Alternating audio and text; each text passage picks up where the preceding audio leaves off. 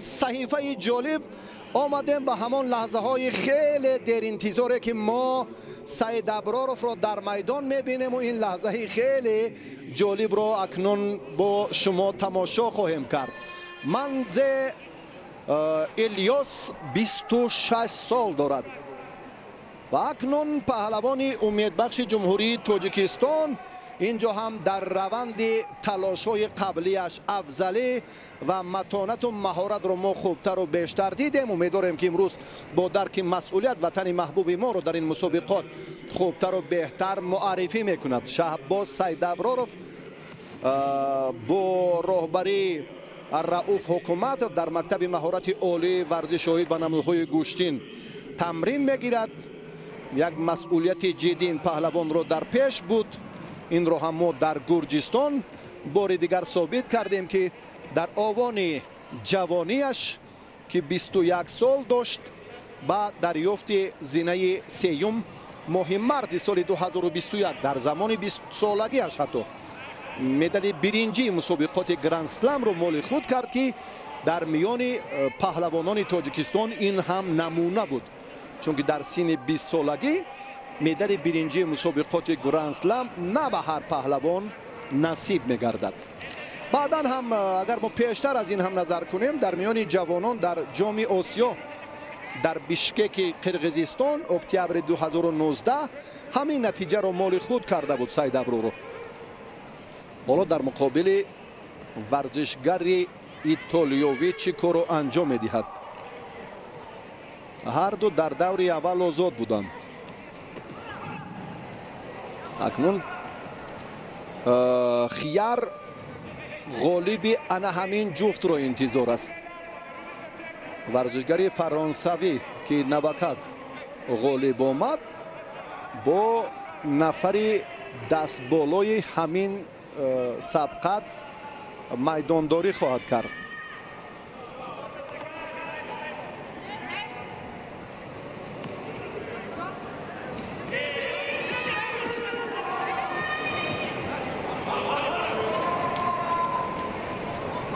سعید ابرارov اکنون از ترتیب استفاده یا از همان روند کارهای با موفقانه کار در زمین چندان واقف نیست. از سر آستین داشتن، پنجه ها را زیر کردن به خود آستین رقیب این هم در جودو ممنوع است. ورزشگر ما مجازات شد. 2 دقیقه میدانداری اکنون پشت سر گردید.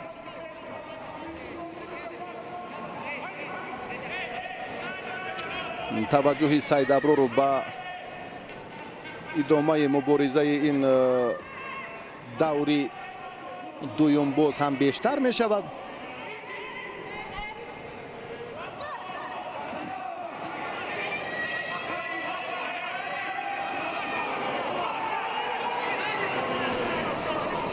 یک حالتی اندک مشکل تر هم موجود بود، اما چیزی نیست در روند تلاش پهلوانی سفید پوش. خوشبختانه و اکنون دقیقه سیوم هم پشت سر می شود.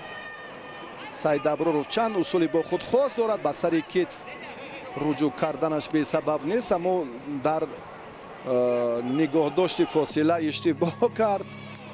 دیگر جای برگشتن و نگاه کردن محمد عبدالرحمانov نیست. من فکر میکنم شما باید جدیتر به این سمت توجه کنید، اشتباه نکنید. شهباز حالا باز هم در روندی مبارزه است با سری نتوانست. باز هم همون سخن در بابی رعایت نکردن فاصله می رود. سعید ابرارov اگر دقیقاً در سمت همون نگاه داشت فاصله اعتبار میداد البته اینجا موفق هم میشد. اندک دورتر بود.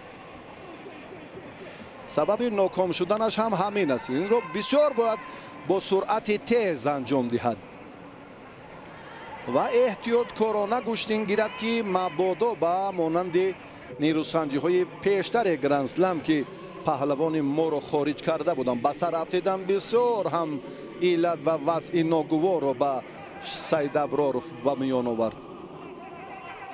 32 ثانیه دیگر فقط احتیاط کارانه گوشتین گیرد که اشتباه نکند. کار به وقت اضافه هم طول کشد باقی نیست. فکر میکنم سعید ابرار رو به این مرحله آماده است. یک بار دیگر اعتراض خود ثانیه سنجی پهلوانی سفید پوش. منظر رو هم داور اینجا هم اشاره کرد که آرامتر باشد و اکنون رفتی مبارزه دیگر چی رو تقاضا میکند. احتیاطکارانه گاگاه این لحظه هایی که اکنون سعید ابرار پوشناکی هوا دادن این کار دائمی شهباز سعید ابرارов است که اینو بیشتر هم در مسابقه های داخل و خارج میبینیم. پنجه هایش اندکی آسیب دیدن در روند استفاده همان اصولی آخرینش. اوه ای ای ای ای ای ای. آه این درد تبابت نشونده باقی مانده. بسیار حالتی نگرانی. سعید ابرار هم در روند تلاش همین کاری که با چون خاتمه داد و باز هم سلسله شیده ها تهدیدش کرد و او را از میدان راندند. تأسف ندانستن قاعده بند و اسلوب ان همان ترتیب درستی سبقت که در جدا بسیار هم نازک است باز هم به علت همیشگی تبدیل یافت و این دفعه نیست جوان تاجیک از همین عنصر و از همین حالتهای غیر چشمداشت از نتیجه بهتر محروم شد. به سر رفتید و این مراتبه هم سلسله شده های بیشتر تهدیدش کردند و از ادامه راه مبارزه مسابقات گرند اسلم بوداپشت محروم شد.